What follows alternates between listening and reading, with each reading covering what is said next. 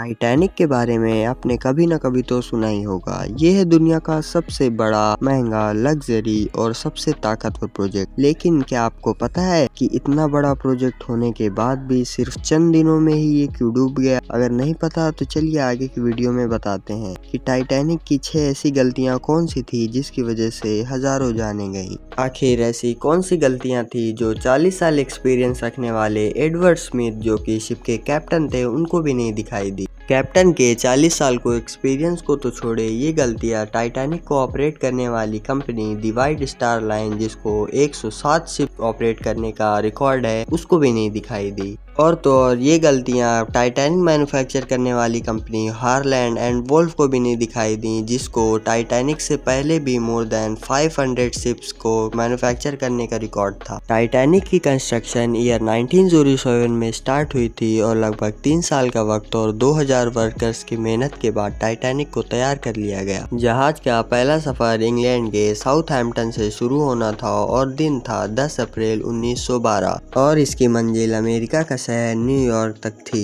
Titanic के economy class में सफर करने की कीमत $30 जबकि फर्स्ट क्लास में सफर करने की $150 थी। इस मार्केटिंग के नतीजे में जल्द से जल्द पूरी टिकट्स बुक हो गई और अब वो वक्त आ ही गया जब टाइटैनिक अपने फर्स्ट सफ़र के लिए तैयार हो गया था। अब हुई मिस्टेक नंबर 1। दोपहर के ठीक 12 बजे टाइटैनिक ने अपने पहले सफ़र का आगाज कर दिया। इसके साथ ही टाइटैनिक की गलतियां भी सामने आने लगी। कैप्टन को मालिकान की तरफ से डेडलाइन मिल चुकी थी कि किसी भी सूरत में 17 अप्रैल तक, यानी कि केवल 7 दिनों में ही न्यूयॉर्क सिटी पहुंचना ही होगा। इसी वजह से कैप्टन ने जहाज की रफ्तार शुरू से ही तेज रखी थी। यही थी टाइटैनिक की सबसे पहली मिस्टेक।